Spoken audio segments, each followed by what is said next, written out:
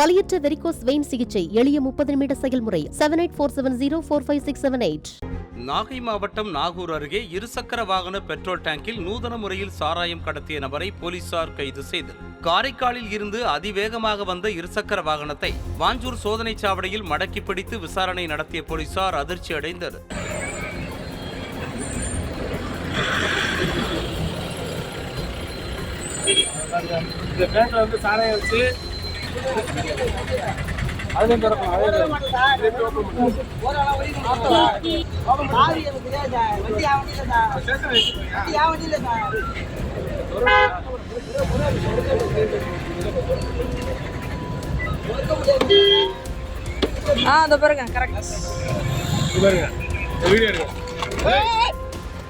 திமுரு பாத்தீங்களா?